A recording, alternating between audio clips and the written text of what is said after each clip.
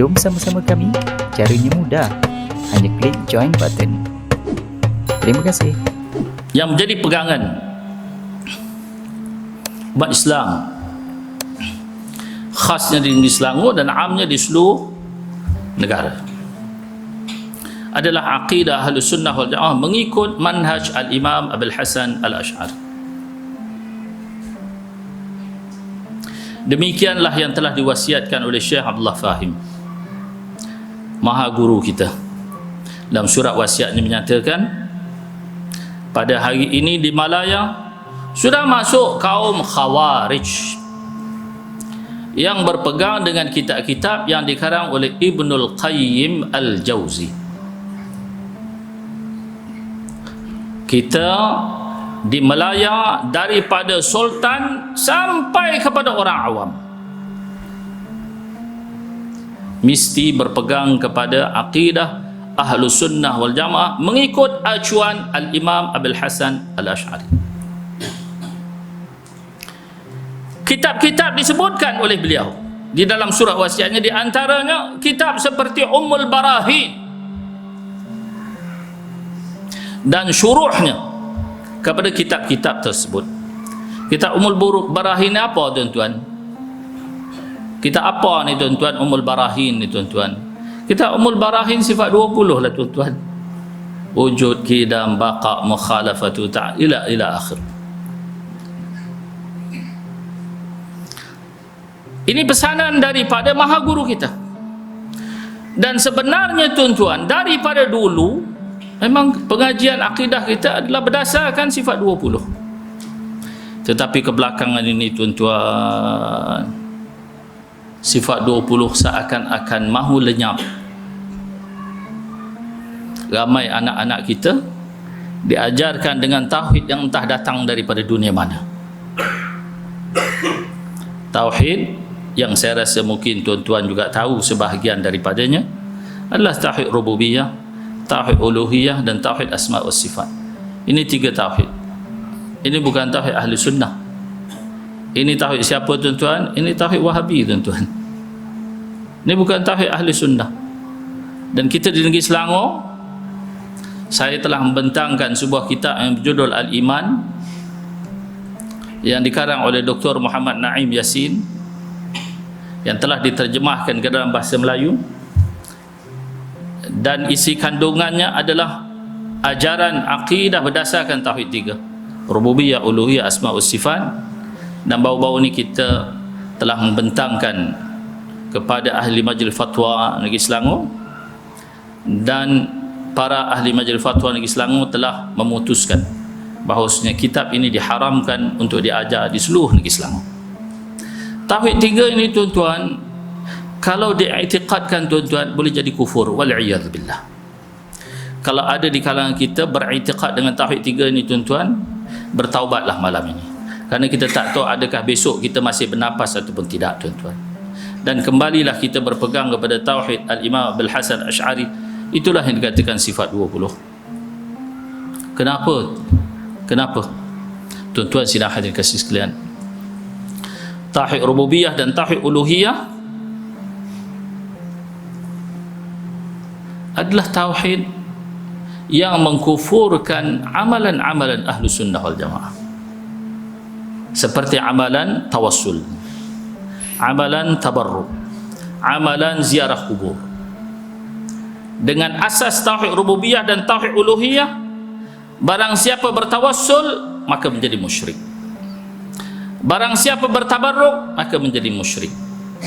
Barang siapa melakukan ziarah kubur seperti ziarah maqam Nabi sallallahu alaihi wasallam ataupun maqam para anbiya alaihi wassalatu wassalam ataupun maqam aulia as-salihin, maka orang ini akan tergolong dalam golongan musyrik. Dan tidak cukup dengan itu, tuan-tuan.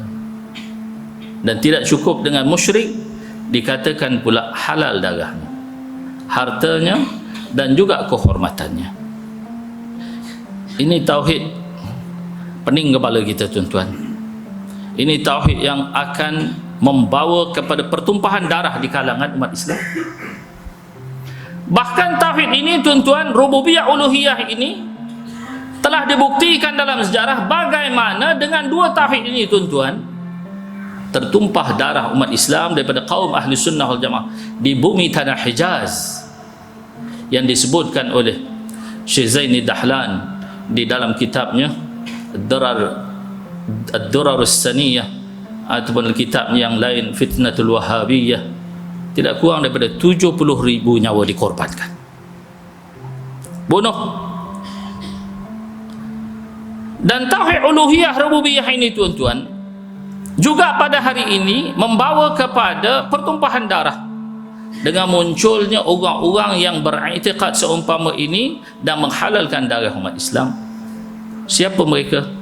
Puak-puak IS tuan-tuan, ada puak Daesh, puak-puak Al-Qaeda, puak-puak Boko Haram, Tanzim Jihad, Jamaah Islamiyah dan macam-macam lagi tuan-tuan, yang mana mereka menghalalkan darah umat Islam. Kerana apa tuan-tuan? Kerana orang Islam pergi ziarah kubur. Dia kata orang ziarah kubur itu adalah menyembah berhala. Orang yang bertawassul kepada orang yang mati itu adalah menyembah berhala. Kubur jadi berhala, orang yang mati jadi berhala. Kalau orang kafir itu dia menyembah Tuhan yang sebenar dan menjadikan berhala sebagai perantaraan, maka orang Islam pada hari ini juga seperti mereka. Kerana orang Islam pada hari ini tidak menyembah berhala sebagaimana orang kafir menyembah berhala, tapi orang Islam menyembah kubur dan menyembah dengan orang yang mati. Jadi tuan-tuan sidang hadirin kasih sekalian, ini tauhid uluhiyah rububiyah sangat berbahaya tuan-tuan. Bukan sekadar mengkafirkan orang yang Islam, bahkan menghalalkan darah orang-orang Islam yang mempunyai amalan-amalan atau mengamalkan amalan-amalan yang disepakati oleh para ulama kaum ahli sunnah wal jamaah. Yang pertama tentang masalah ni ya tuan-tuan, ni kalau terdapat aliran kuasa surau yang nampak cenderung kepada aliran Wahabi, pengurus surau kena memberikan laporan kepada bahagian masjid untuk pihak masjid membuat tindakan. Sekiranya laporan telah dihantar kepada pihak masjid tak buat tindakan, buat lagi laporan kali kedua. Kalau kali kedua buat laporan pun tak jalan juga tuan-tuan, buat laporan kali yang ketiga. Kalau nak cepat, bagi laporan pada saya, laju sikit tuan-tuan. InsyaAllah kalau ada tindakan, saya rasa tindakan yang akan diambil, pihak majlis agama atau jabatan agama akan memecat orang. Bukan sekadar di masjid dan di surau tuan-tuan, hatta sekiranya seseorang itu telah menganggotai ahli jabatan kuasa Majlis Agama Islam Negeri Selangor dan didapati beliau itu cenderung kepada aliran yang bertentangan, kita juga boleh melaporkan kepada majlis agama untuk majlis agama memecat orang ini. Kerana Negeri Selangor ini ketua agamanya adalah Sultan, dan Sultan, saya nak beritahu tuan-tuan, dia tidak mahu di Negeri Selangor ada Wahabi dan Syiah. Ini must be very clear. Sultan tak mahu ada Wahabi dan Syiah di Negeri Selangor. Sebab itulah di ketika universiti ...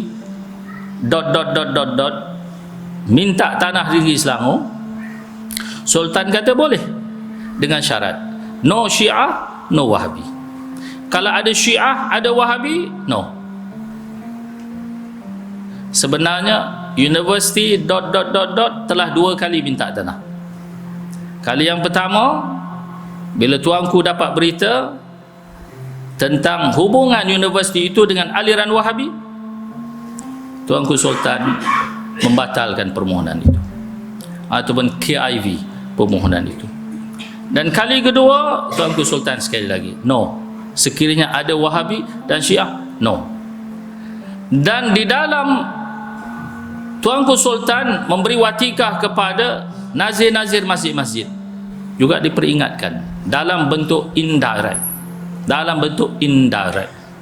yang menyatakan bahawasanya ketua agama di dalam negeri Selangor ni tak mau ada Wahabi di masjid-masjid dan juga di surau-surau. Jadi kalau kita lihat dalam klosa bahagian masjid, di sana ada disebut terang Mana-mana ahli jawatan kuasa yang mentadbir masjid dan surau mesti berakidah dengan akidah ahli sunnah wal jamaah. Kalau ada yang berakidah dengan akidah ayah pin contohnya, kena cantas tuan-tuan. Tak boleh dibiarkan. Nanti lama-lama dia bawa ayah pin datang balik kemari tuan-tuan. Takut tuan-tuan, bahaya. Dan begitu juga Tuhan Harun punya pengikut.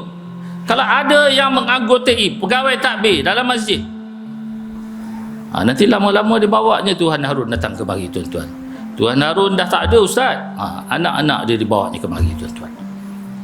Begitulah juga sekiranya ada ahli jawatan kuasa yang beraliran dengan aliran Wahabi, mereka juga akan membawa geng-geng mereka daripada puak-puak Wahabi untuk datang ke surau atau masjid memberi kuliah.